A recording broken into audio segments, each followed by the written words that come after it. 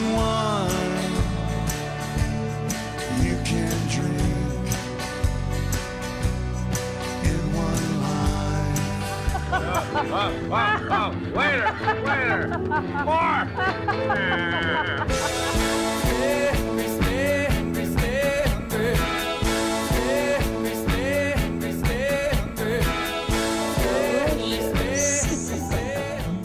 Tell me, how many eggs will a chicken lay?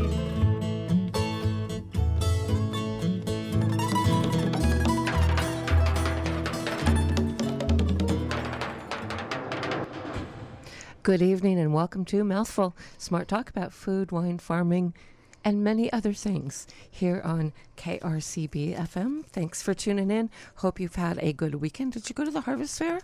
I just realized we didn't even talk about the Harvest Fair this year on Mouthful, but, you know, we don't have to cover the same thing every year.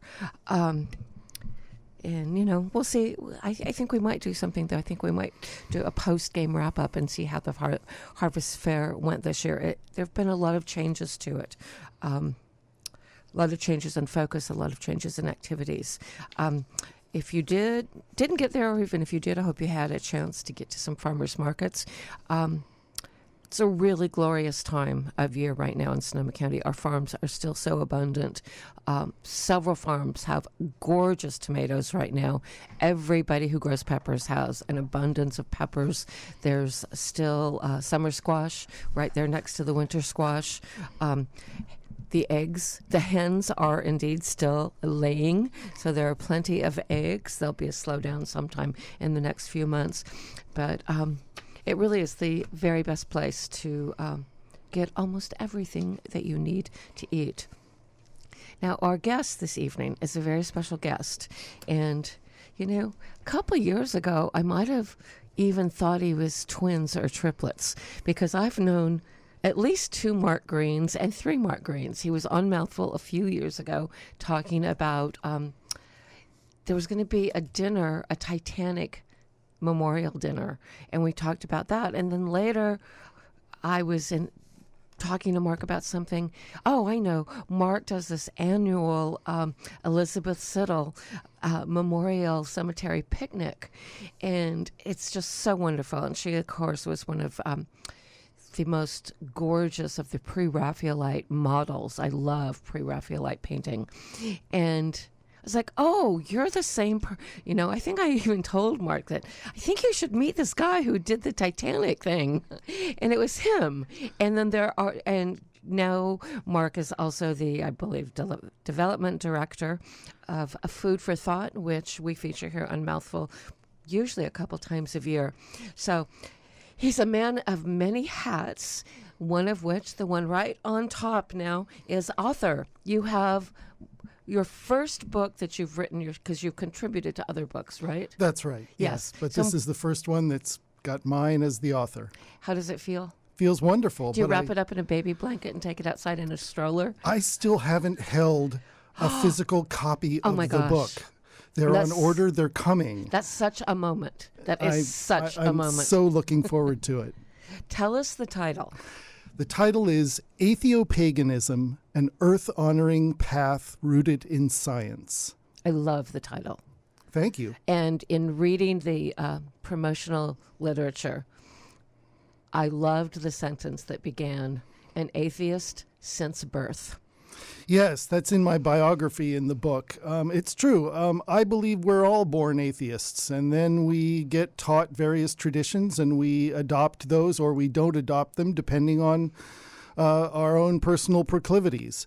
I would think family proclivities as well. Well, sure. But as sort of a side note, even if your family is very adamantly religious, what we're finding now is that even in evangelical families, in order for 2 people in the next generation to maintain evangelical faith, they have to have 6 kids.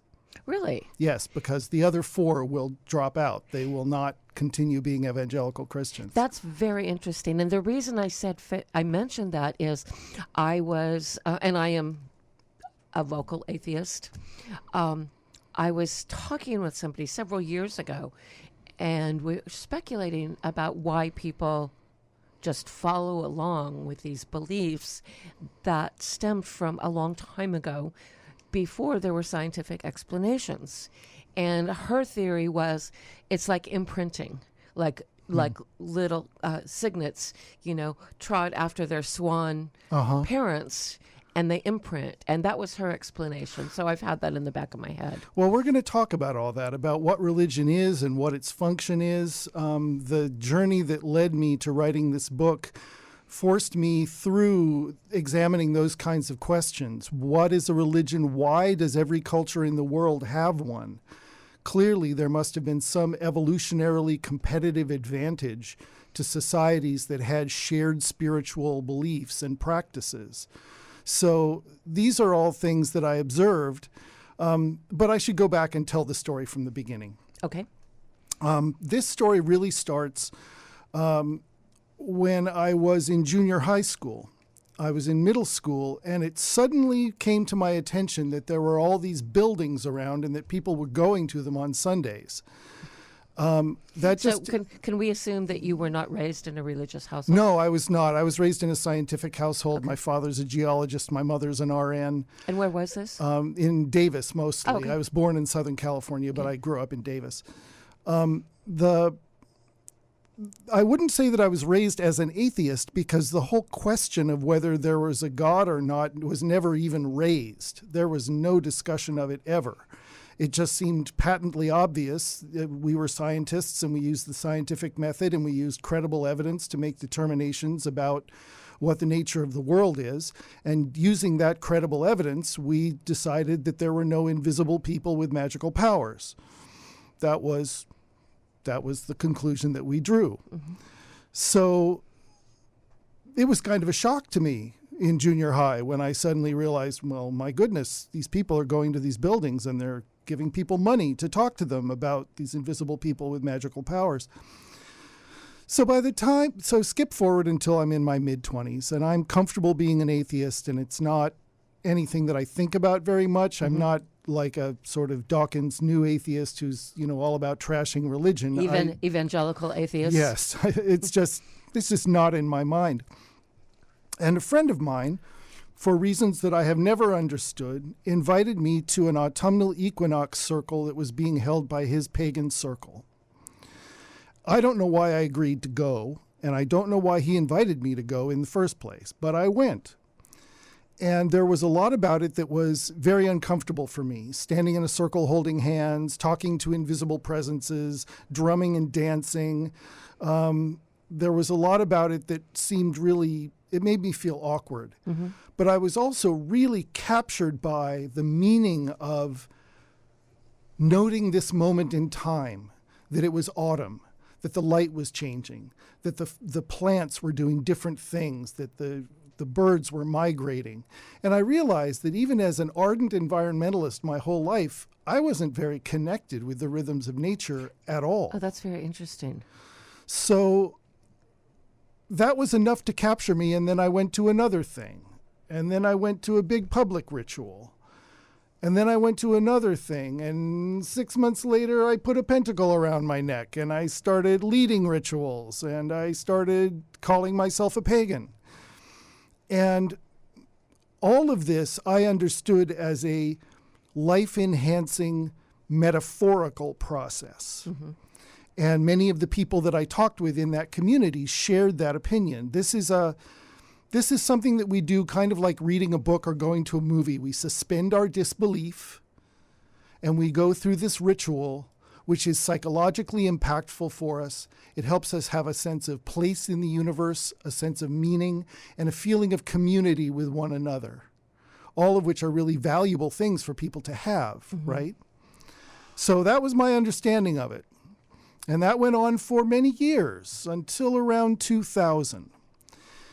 And the pagan community grew very rapidly in that period, from the mid-'80s until 2000.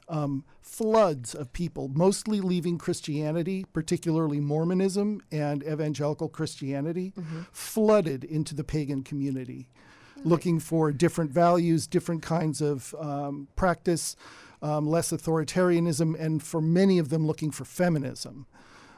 because these were heavily patriarchal religions that really oppressed women. Boy, isn't that the truth? Yes, it is. So, unfortunately, what some of them brought with them was sort of the framework of Christianity, even though they weren't being Christians anymore. Right. And the most important element of that was that what you believe became very important. That had not been true previously. There were people who believed in, alien abductions and astrology and all kinds of stuff like that in the circles that I practiced in leading up to that time. But it didn't matter. We were all together and we didn't ask each other what we believed. We all got benefit out of doing this together. Well, this new wave of people into the pagan community, many of whom called themselves devotional polytheists, started establishing these lines in the sand. Well, you can't be a pagan if you don't believe that blah, blah, blah. You have to believe in literal gods. They aren't metaphors. They aren't archetypes. That was the argument that these folks were making. And in 2004, I had two very difficult experiences wherein unethical and really inappropriate behavior was excused as the will of the gods. Are you going to tell those two stories? No. You won't? No. No? Okay. No. Do you tell them in the book? I don't, actually. I don't go into details about them because, I don't know, somebody might sue me for libel because these things never went to court or anything, but they reflect very badly on the people who did them. Okay. So these terrible things happen, and when confronted, it's the will of the gods. And I quit. Good for you. I took off my pentacle. Sounds very much like a monotheistic religion, one of the three. Very much so.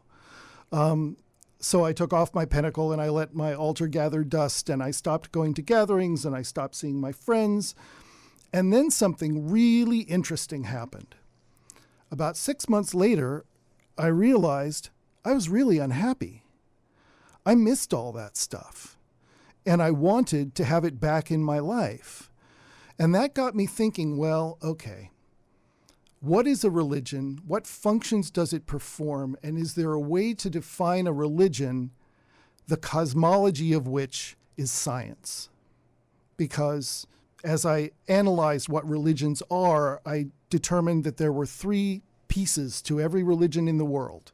There's a cosmology, which is a description of the nature of the world. There's a value set, which is about what's important and sacred and how you should behave in the world. And then there's a practice, which is rituals, holidays, observances, all that kind of stuff, right? And I realized if I can take as the cosmology the current state of scientific understanding of the nature of the universe, and then develop a value set that is consistent with my own heart and my own belief about what's right and wrong and what's important, I can then implement a set of practices that will build community, give me that feeling of place in the world, give me that feeling of meaning, and give me that feeling of connection to nature. And that's what Atheopaganism is.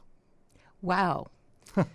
We're going to take a little musical break because I want you to digest that. But before we do, I want to tell you that if you have a question or a comment, we're not going to take them by phone, but you can go to Mouthful's Facebook page. I'm sorry that means I'm excluding people who are not on Facebook, but that's the technology I have available to us right now. So Mouthful has a Facebook page, Mouthful, smart talk about food, wine, and farming. I'm monitoring it right now. You can ask your question or make your comment, and I will get it onto the air.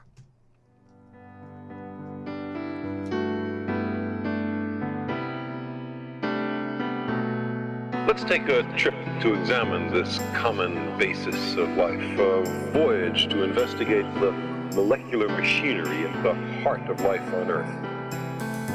All life is related, and it enables us to construct with confidence the complex tree that represents the history of life. Our planet, the Earth, is, as far as we know, unique in the universe. It contains life. Here, plants and animals proliferate in such numbers that we still have not even named all the different species. Darwin's great insight revolutionized the way in which we see the world. We now understand why there are so many different species. Every cell is a triumph of natural selection, and we're made of trillions of cells. Within us is a little universe. Those are some of the things that molecules do. Given 4 billion years of evolution, we are, each of us, a multitude. Now, how did the molecules of life arise? It began in the sea some 3,000 million years ago. Complex chemical molecules began to clump together. These were the seeds from which the tree of life developed. They were able to split, replicating themselves as bacteria do. The secrets of evolution are time and death. There's an unbroken thread that stretches from those first cells to us.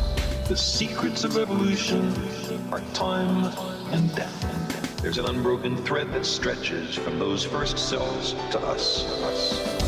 Every cell is a triumph of natural selection, and we're made of trillions of cells. Within us is a little universe. Those are some of the things that molecules do. Given 4 billion years of evolution, we are, each of us, a multitude. There isn't a sharp line dividing humans from the rest of the animal kingdom. It's a very wuzzy line. It's a very wuzzy line. It's getting wuzzier all the time. We find animals doing things that we, in our arrogance, used to think was just human. It's a very wuzzy line. It's getting wuzzier all the time. Every cell is a triumph of natural selection, and we're made of trillions of cells. Within us is a little universe. Those are some of the things that molecules do. Given 4 billion years of evolution, we are, each of us, a multitude. Every cell is a triumph of natural selection, and we're made of trillions of cells. Within us is a little universe. Our planet, the Earth, is, as far as we know, unique in the universe. It contains life. Its continued survival now rests in our hands.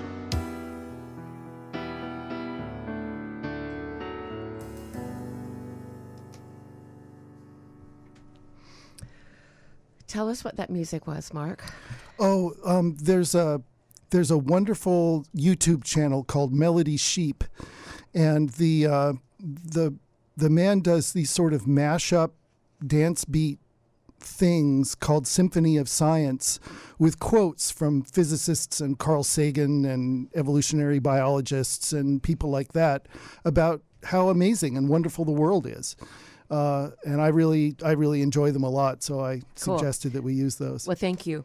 Before we go back to Mark talking about the book, I thought of a way to bring in listeners, perhaps in a more physical way, because you talked about the connection to nature. Yes. And this is such a glorious time of year. Right now, this time of year when the Northern Hemisphere, of course, is shutting down for its renewal. Yes. It's Makahiki in Hawaii, in ancient Hawaiian. If you are Hawaiian, if you're involved in the study of Hawaiian culture, hula music, you know about Makahiki. It's going into the time of rest, and we might think of it as a harvest time, but I think that there's more of a focus on the winding down.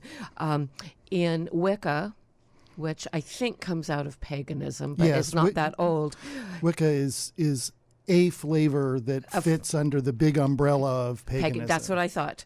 And I like, that's, the big umbrella is the perfect analogy.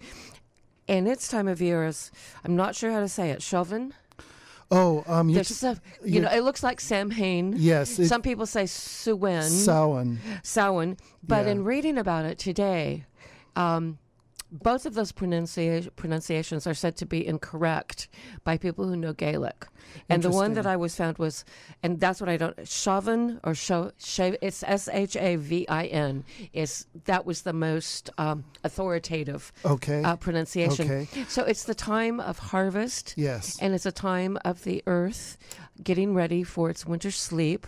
And all you have to do is feel the air around you and look outside at the changing light to understand this part of what Mark's talking about. Yes, Okay. Exactly so. That sense of connection becomes something that lives with you all the time. Last night I was sitting in my bed with the window open behind me and this cascade of cool air falling down my back, and a great horned owl started hooting. It sounded like immediately outside my window, and I was just so thrilled at the prospect. I'm in a relatively suburban neighborhood, but there was a great horned owl. That's wonderful. I was just stunned. It was wonderful. Those kinds of things become very exciting, and the ultimate point of atheopaganism is to be happy.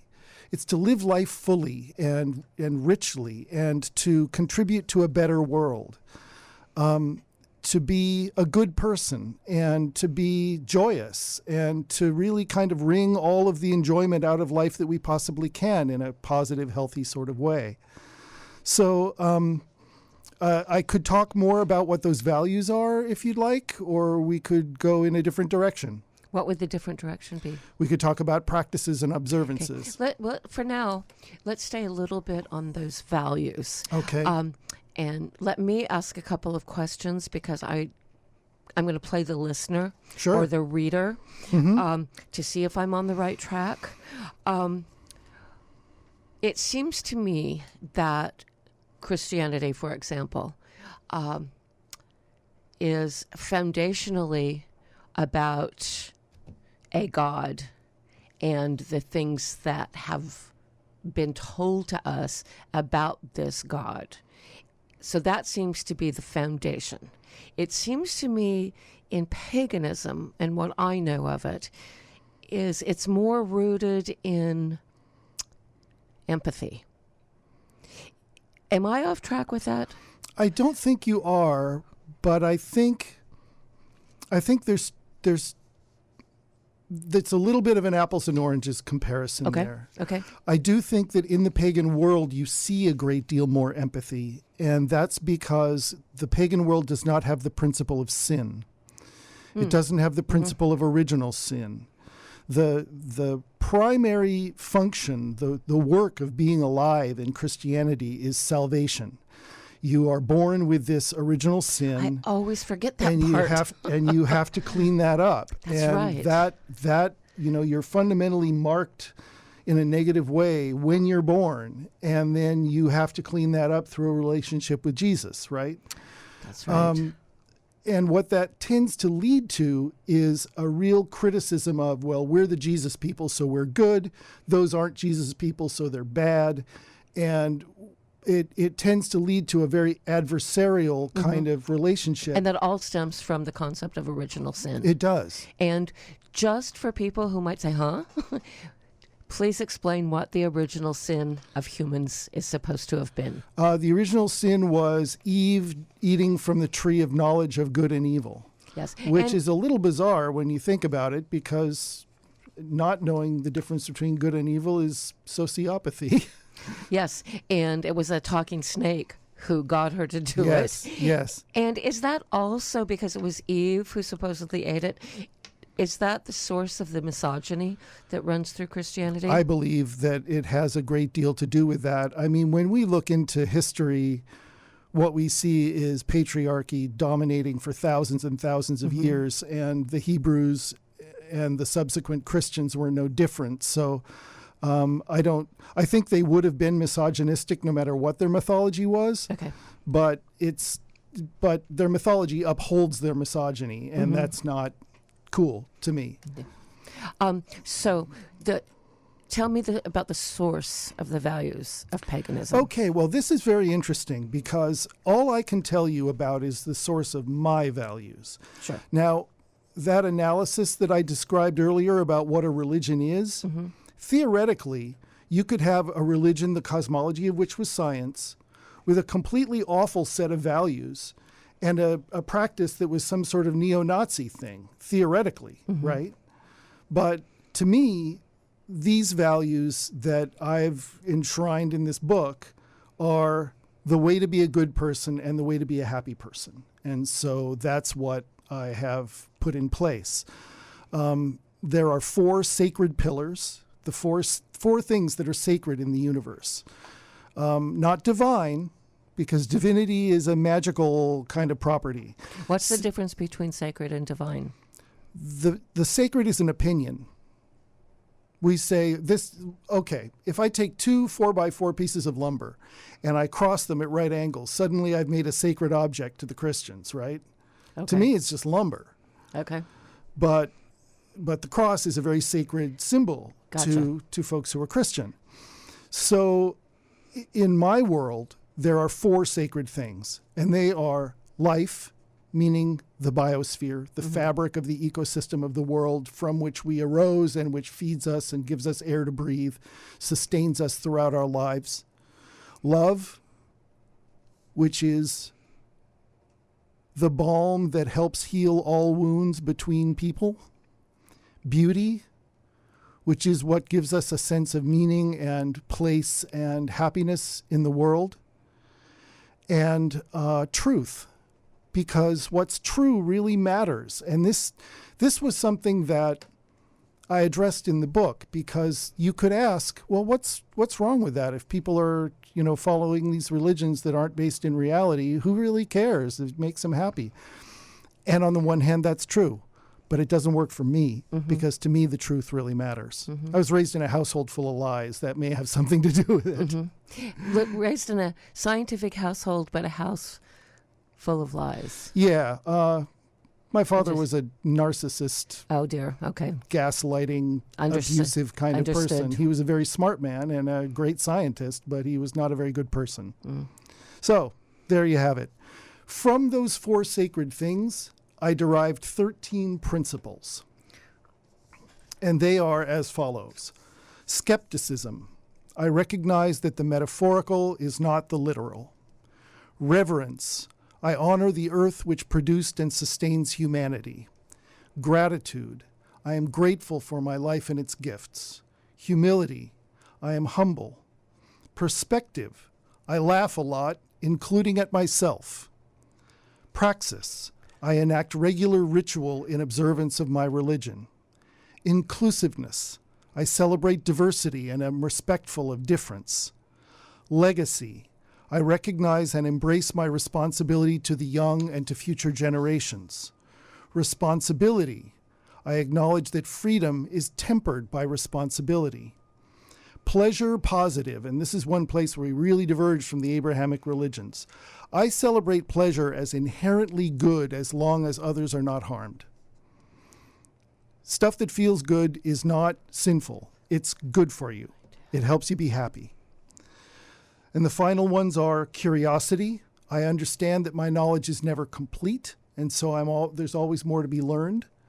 Integrity. I conduct myself with integrity in word and deed. And then finally, kindness and compassion. Because, among other things, no one is ever going to live up to all of these values, all these principles all the time. So we have to be kind and compassionate with people and as we work with them, because everybody falls down. And those are the principles by which I live my life. And these arose from your own musings about what was important to you. Well, yes, but they're also rooted in the common value, many of the common values of the pagan community generally. Some of them not, like skepticism. And the pagan community is not very good about tempering freedom with responsibility. They're big into freedom, but not so much about responsibility. Tend to party a lot. Yes, that's been my observation. Yes. And of course, that varies widely from individual to individual. So I don't want to tar brush a whole group of people, but I do see a lot of that. And when you say paganism or the pagan community, what sort of community is that? Is it... Well, around here, there's a lot of people. But is there anything that connects, say, local pagans to pagans in Minnesota or France or Borneo? There are national organizations, and there are... So there is it is organized. Not very much. Okay. What's more common is for community to kind of cross-pollinate at events. Like there's a large convention in San Jose every year called Pantheacon, which is the largest indoor gathering of pagans in North America, and it gathers about 2,500 people there every year.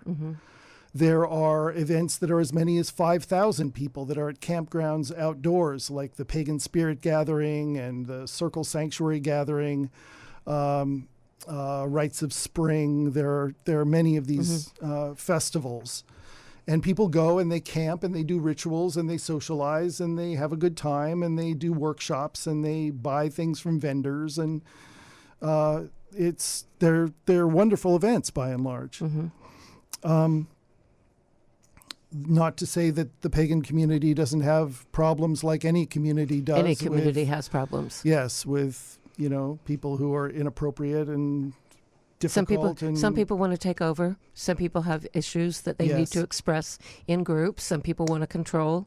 Exactly. Some people are passive. Exactly. So, a group of humans comes with a whole set of things. They are humans. That said, what I find in the pagan community, generally speaking, is that people are aspiring to be better humans. That's sort of a core implicit understanding amongst many of the people that I see there, is that they are aspiring to be their highest vision of themselves. And I have a lot of respect for that. And it was one of the things that I really missed when I stepped away. I really didn't want to lose people who were so willing to work on themselves, as well as bright and creative and interesting and strange. I write in the book about how the pagan community is filled with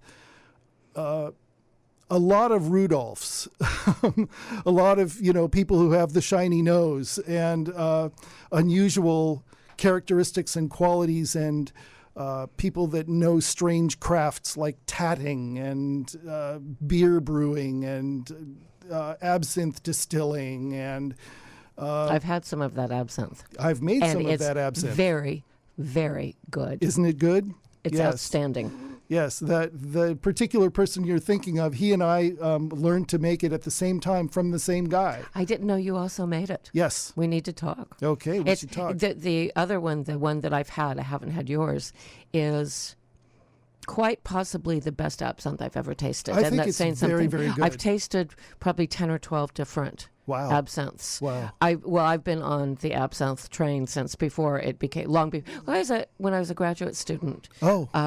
I tripped over Oscar Wilde, and I fell down an Oscar Wilde rabbit hole, and you can't do that without, and plus the pre-Raphaelites. Yes. You can't go very deep into either one of those things without soon encountering absinthe. That's right.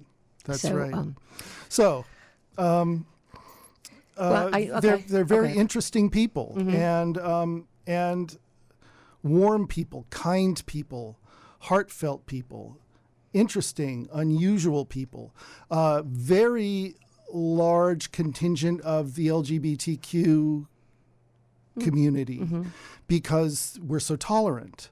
We embrace diversity. We don't see that there's anything wrong, different, strange, or inappropriate about being gay or being asexual or being polyamorous, for example. There are a lot of polyamorous people I've met a number of in the them. pagan community as well. So the whole sort of Abrahamic framework for how relationships are supposed to work, and gender roles between men and women and people in between, the recognition that there are people in between, all of that is very different in the pagan community than it is in the mainstream kind of Christian informed community. Interesting. We're going to take another musical break. Give you time once again to ingest all that Mark has said, and I'm going to try to make my Facebook page work so that we can. I know we have at least one comment or question, so we will be right back with our guest, the incredibly articulate and brilliant Mark Greene. Thank you. Singing songs, but here's a try.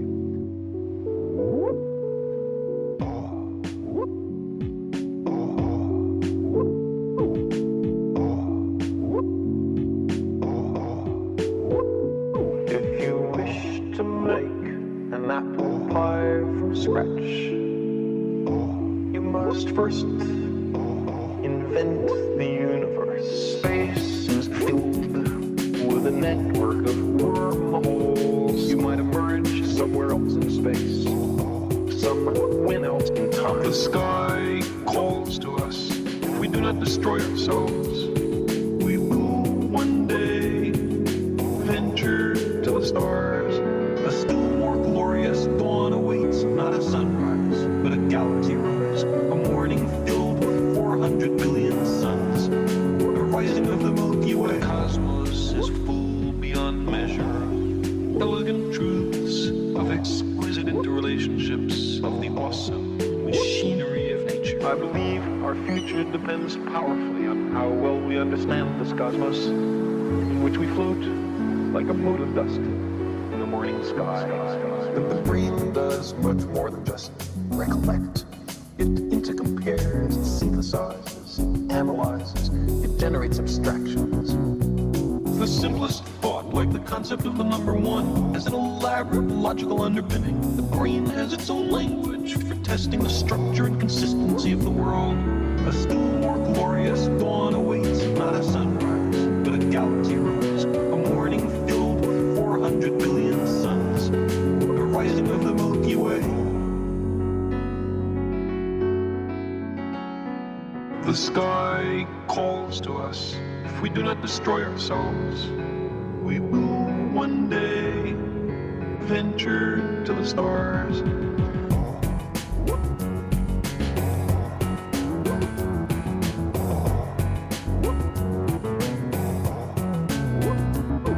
For thousands of years, people have wondered about the universe. Did it stretch out forever, or was there a limit?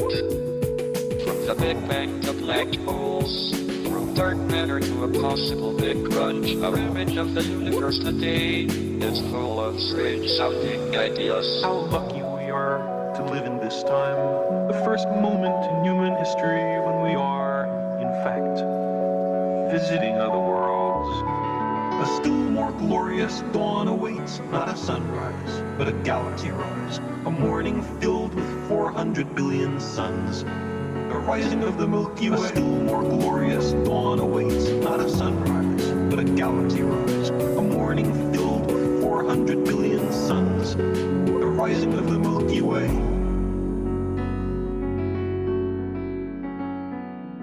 Surface of the Earth. It's Mouthful, and I'm afraid we're having a little bit of a technical issue with our network, and so I'm going to do something that some people would tell me not to do.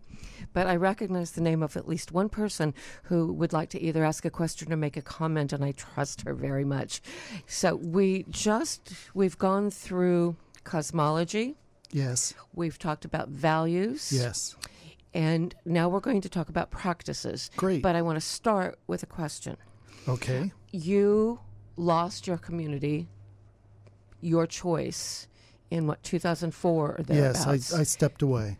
Have you created a new community for yourself? Two things happened. One is that I returned to the community that I was already in. Oh, you did? Okay. And I found some corners of the pagan community that struck me as very high integrity and really, really clean, really good people. Mm-hmm. And that's where I'm spending my time now. No, and is that community local? Mostly in the East Bay. Okay. Down in the Bay Area, but some of the folks are up here. And I'm also part of a ritual circle that's been gathering for almost 30 years now. And where's that? We are far flung, unfortunately. There are 2 of us in Sonoma County, 2 of us in Napa, 2 in Santa Cruz, and 4 in the East Bay. Oh, interesting. So how often do you get together? We get together about every 8 weeks. Wow. Yeah. So, and unfortunately, that involves burning fossil fuels, and we try to carpool as much as we can, but they are my family. They are the dear people in my life, and they're the people that I want around me when I die. That's wonderful that you've created that. That's really great. Tell me about the practices that you see as an essential part of your paganism. Okay. There are 3 pieces that I'll talk about. The first is what I call a focus, which is an altar. I don't like the word altar because it seems to imply sacrifice or worship, so I just call it a focus instead. It's just a word change. And I do a daily observance at my focus at home. In the evening, I'll usually have candles burning on it. Sometimes I'll burn incense. I will change the seasonal symbols depending on what time of year it is. So there are gourds on there right now, little pumpkins and gourds and so forth. There are things on that are meaningful to me and have symbolic meaning. What part of the house is it in? It's in my room. Okay. Yeah. So there's that piece. The next piece is what we call the Wheel of the Year, which is sort of like what Wicca does. We do holiday observances on the equinoxes and solstices and on the midpoints between those. So beginning of winter solstice, beginning of February, spring equinox in March, May Day, summer solstice, beginning of August, harvest time at the autumnal equinox, and then Hallows or Samhain, which is the festival of death and endings at Halloween time. So those are the holidays that we celebrate. Since starting in with this a few years ago, I've built a sizable online community. There's a Facebook group of Atheopaganism that has close to 1,600 members now all over the world. And it's very active and has a lot of participation. And so we also do some online rituals, which is a little tricky, but it's fun.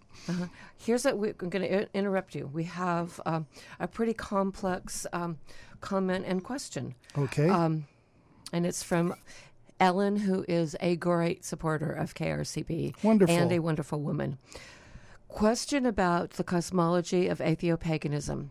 Science is about what and how. How does Atheopaganism grapple with the why of our existence? Is there something greater than just the drive for increasing complexity? Various people have had experiences that address this for themselves. How does Atheopaganism include those personal experiences of, say, the transcendent? Great question. Very good question.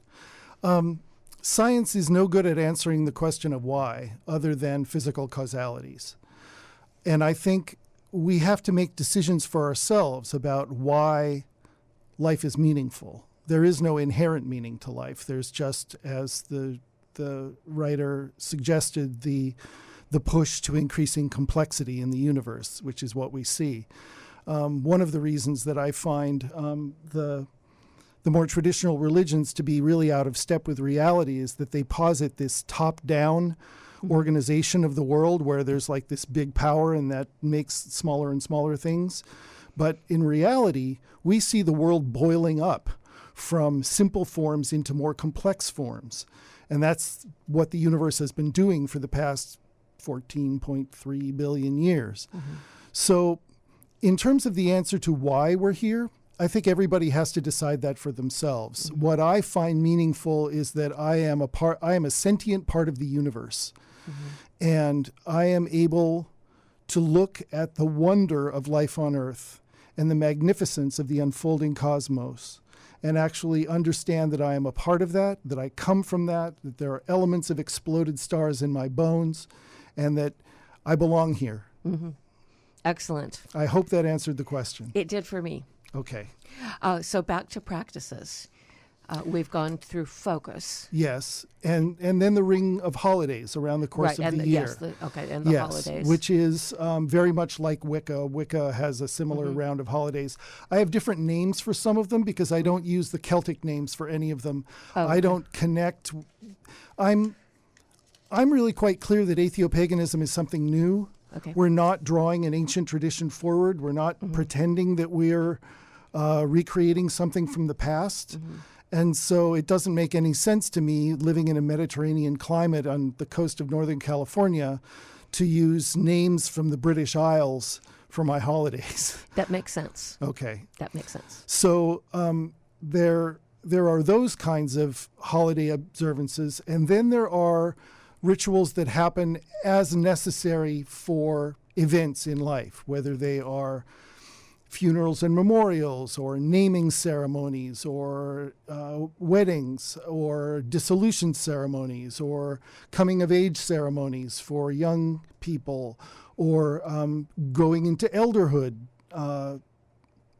rituals for older people. All of those are important rites of passage, and obviously you can't put those on a schedule. They just they come along when the right time comes along to do them.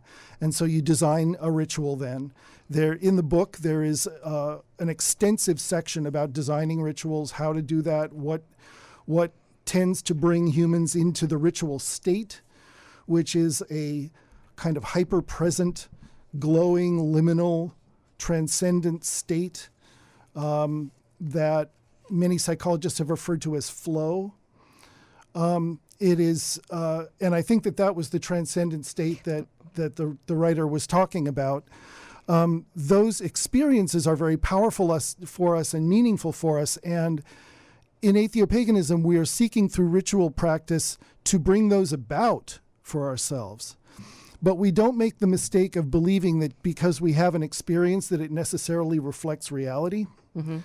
The example that I like to use is when I'm driving down the freeway, I can look at a sign far, far away and I can read what it says. And then as I get closer, the letters all rearrange themselves to say something else. You know how that happens? Yep. It's because your brain's working with very little data and it's trying like crazy to find patterns. Humans have this unbelievable ability to find patterns even where they don't exist. Absolutely. Right? Yes. I carried my rabbit foot, therefore I won at the racetrack. Celebrity deaths always occur in threes. Yes, exactly. You know, and I'm always saying that's because we impose that pattern. Precisely. So we are able to, our brains are very fallible. We make mistakes all the time, but sometimes they're beautiful mistakes, like an experience of the universe communicating its wonder to us. That's our own brain talking to ourselves, and that's great because it's a very meaningful feeling. But that doesn't mean that there is actually a physical force in the universe that talks. Does that make sense? Absolutely. Okay. Oh, I'm totally with you. Okay. All the way. No problem. This is, it's like a pig in mud right now. No, this is, I've always been fascinated by cosmology and everything connected to it. And I've never been fully satisfied with anything that I've found. Though I probably come closest to being satisfied if I go in as far as I'm capable of going into quantum physics and writers like Brian Greene of The Elegant Universe and The Fabric of the Universe. Yes. So I get, and some of the elements of brain science, like I just read, you probably read too, within the last 3 or 4 weeks, that scientists are now saying that the soul does not die with the body, that there is some form of memory consciousness, like a little data card that is just absorbed back into the universe. I'm going to disagree with you on that one. Okay. I don't believe in a soul. I don't know if I believe in that or not, but I find the discussions about it very interesting. Super interesting. Yeah. One of the things that Atheopaganism will not offer to people is a get out of death free card. And that I agree with completely. We die. And when we die, the information pattern in our brain dissolves into heat and radiates away from the body, and that's it. The personality is gone. And what about cellular memory? Well, the cells rot too, so that wouldn't necessarily solve the problem. I'm a monist as opposed to a dualist. So I don't believe that there is a ghost in the human machine. I believe it's all machine. The illustration I like to use is of a very simple machine with a battery and a red light bulb. And when you hook that together, the machine is the brain. The red light is consciousness. Okay. Here's another question. Okay. Can you address the view of deities as metaphoric or symbolic of internal states and conditions? I completely think that's true. There Yes. you go. Particularly because humans find it easiest to deal with other humans, so we like putting human faces on things, especially things that we feel we don't have control over, like death or weather or a river or something like, some powerful material force, lightning. It's easier for us to imagine a lightning god in a human form and to relate to that verbally and ritually than it is for us to simply go, well, that's lightning doing its thing. We have no control over it. Let's just hunker down and hope we don't get hit. Interesting. I think that was a great answer, and I hope our texter, Eric, I hope you were satisfied with that. Let's go back to practices, because I have a feeling you didn't get through all of them. No, I did. Oh, you did? I Okay. did. I mean, I do rituals with my friends. I'm part of a collective in the East Bay called the Spark Collective that gets together every month and does a particular kind of ritual in the East Bay. When I'm called upon to do a wedding, which I am sometimes, or a funeral, then I will do those. I've been asked to do naming ceremonies for babies, or passage into adulthood ceremonies for young adults. So ritual practice is a thing in my life. It's a life-enhancing, meaning-creating, community-enhancing practice that I have. Okay. Well, we do not have very much time left. And I want to talk about the book. But one question to satisfy me before that, how do other living creatures, animals of all kinds, how do those fit under that umbrella of paganism? Well, that's life. That's the fabric of life on Earth, and it's sacred. I mean, I was the executive director at Sonoma County Conservation Action for its first 10 years. Yes. I mean, I'm an ardent environmentalist.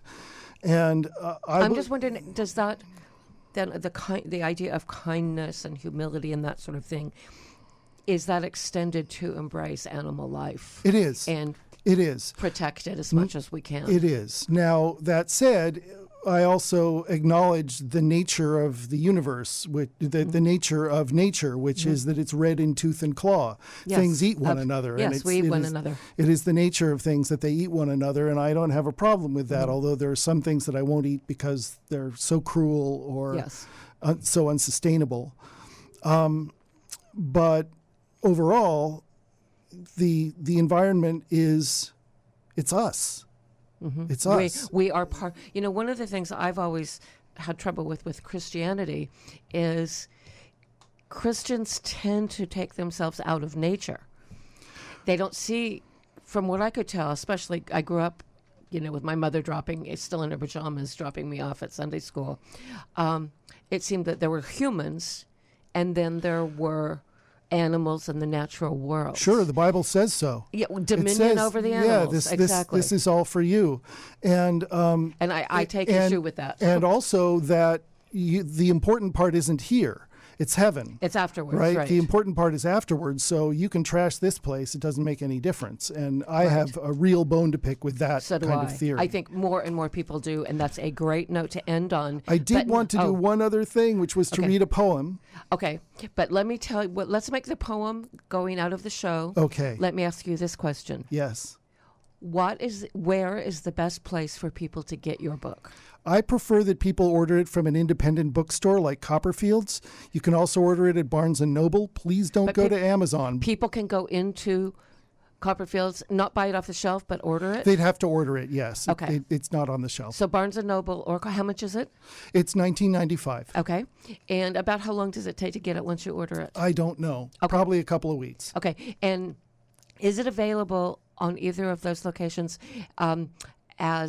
is it available electronically? Yes, it's available as an e-publication or Barnes & Noble Nook or Amazon Kindle. Okay, but you can do it at Yes. Barnes & Noble. Excellent. Yes. So there you go. So we're going to say goodnight now. Meet me back here next Sunday when we focus on Petaluma. October is going to be a different month for Mouthful, and then I'm focusing on things like this and taking care of the earth and makahiki and harvest. And I just think it's a really important time to do that. So we're going to go out with Mark Greene reading a poem. Because this is ultimately a poetic practice. So this is called an Atheopagan prayer.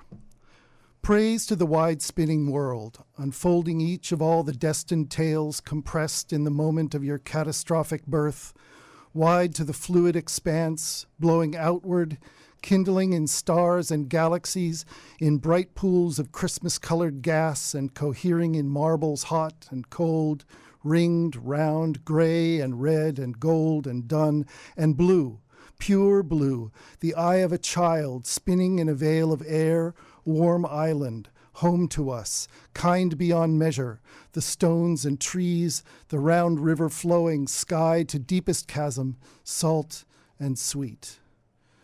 Praise to time, enormous and precious, and we with so little, seeing our world go as it will, ruing and cheering with the treasured fading and the precious arriving, fear and wonder always. Praise, O black expanse of mostly nothing, though you do not hear, you have no ear nor mind to hear. Praise, O inevitable, O mysterious. Praise and thanks be a wave expanding from this tiny temporary mouth, this tiny dot of world, a bubble going out forever, meeting everything as it goes, all the great and infinitesimal, gracious and terrible, all the works of blessed being. May it be so. May it be so. May our hearts sing to say it is so. Thank you.